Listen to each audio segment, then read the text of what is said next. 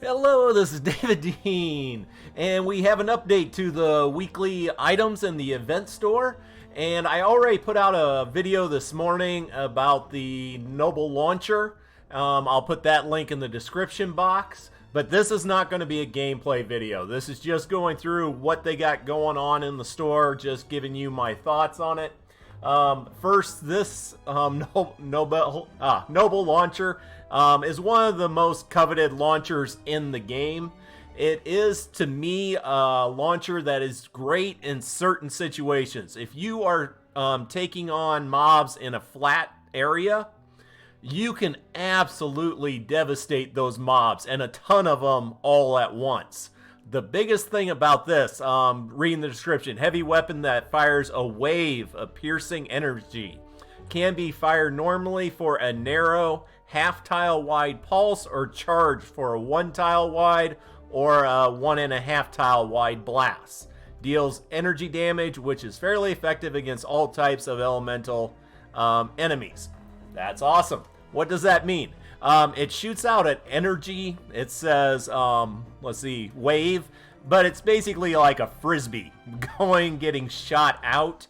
It actually shoots out as a slower speed than like the bazooka or quad launcher or anything like that, which if things are all coming at you, doesn't make a difference. If things are walking off in diagonal direction, then you have to lead it more than you normally would. And also, when they talk about here where you can hold it down and energize it up, which is great. It can cover a much bigger area, but it uses up more charges. So if you hold it down for normal, 1 charge. For the 1-tile wide, 2 charges. For the 1.5-tile, 3 charges. And don't be foolish like me. If you see in the video, I did.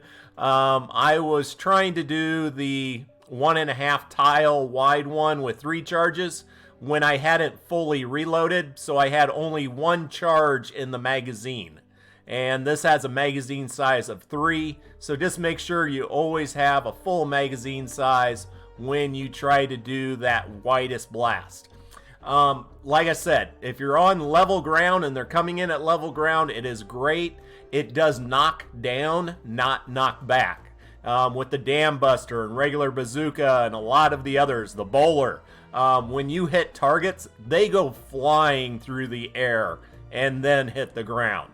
You can knock them back a long distance, which is great fun. This does not do that.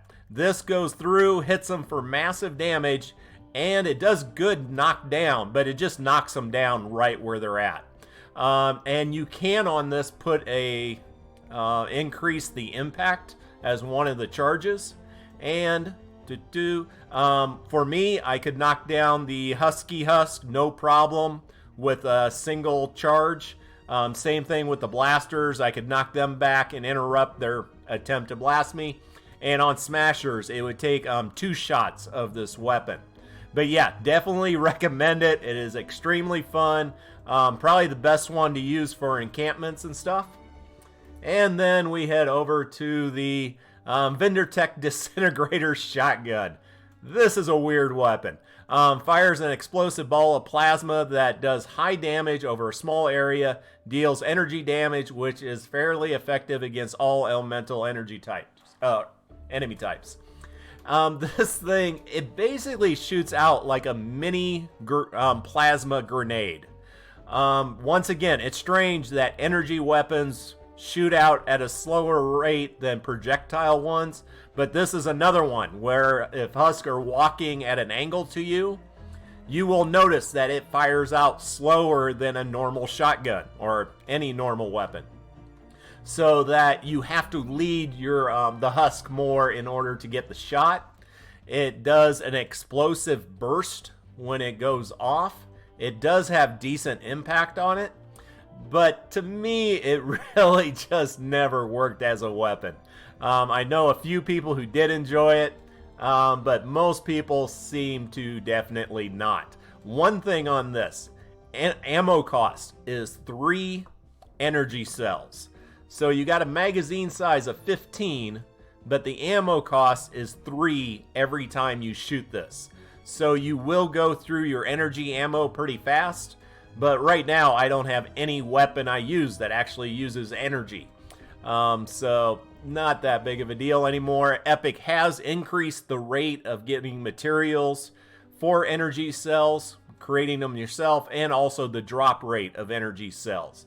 So it isn't as difficult as it used to be, but even with all that, I cannot really recommend this weapon. Definitely recommend the launcher, not so much the shotgun. And then heading on down, we got a legendary gunslinger for a defender. Defenders are really better now. They do less durability damage to the weapons they use. They use less ammo, so it's easier to use them. Gunslinger, to me though, I hardly ever use it because I want my defender back away from the mobs as far as possible. So I'm mainly sticking to snipers, mainly with the obliterator that was in the store prior to today. And heading down, just checking out the other stuff.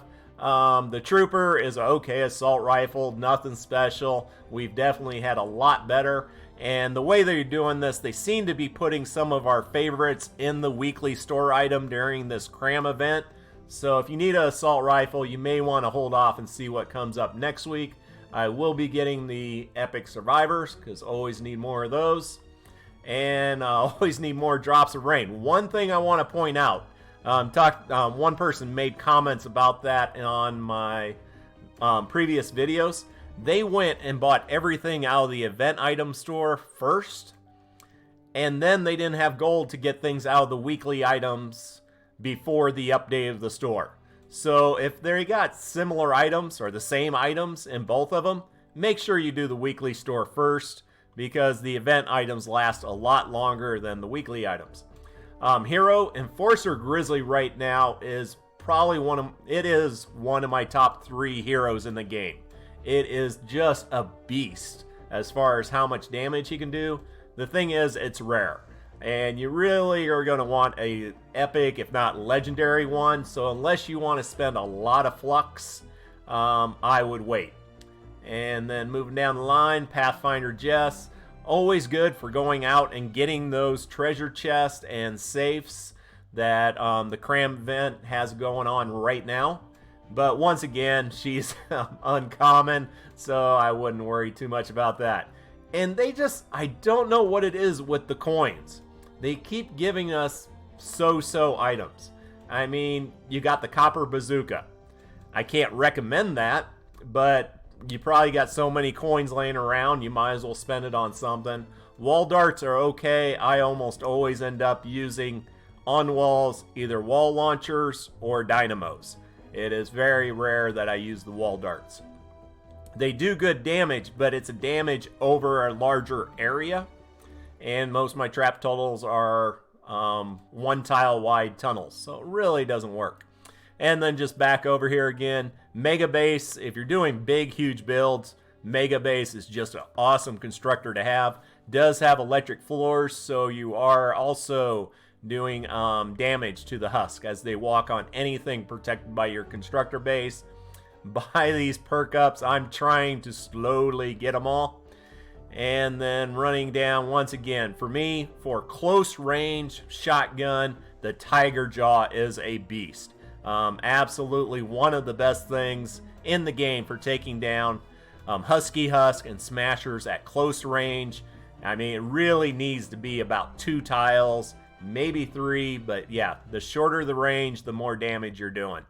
Space Invader, really cool pistol, but just not that top end of a one, and there's much better out there. I really hope they come out with the Whisper 45 again during the cram event. We will see if that happens. Mentioned before, we got the controller Harper.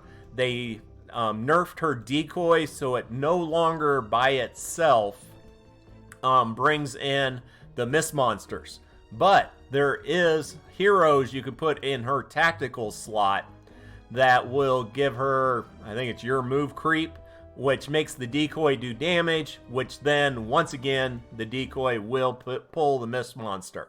So once again, she is a fairly decent hero to use. For me, for specializing with the decoy, I actually prefer the Constructor Sentinel, who specializes in decoy and the plasma pulse. And then you have the Demolitionist, who specializes in the decoy and the RPGs. Or actually explosive weapons. They get grenades too. Already talked about wall traps, wall lights. Nice, but I never use them. Haven't leveled them up since the very beginning of the game. And then just stopped using them. And there we go. So that is what's going on.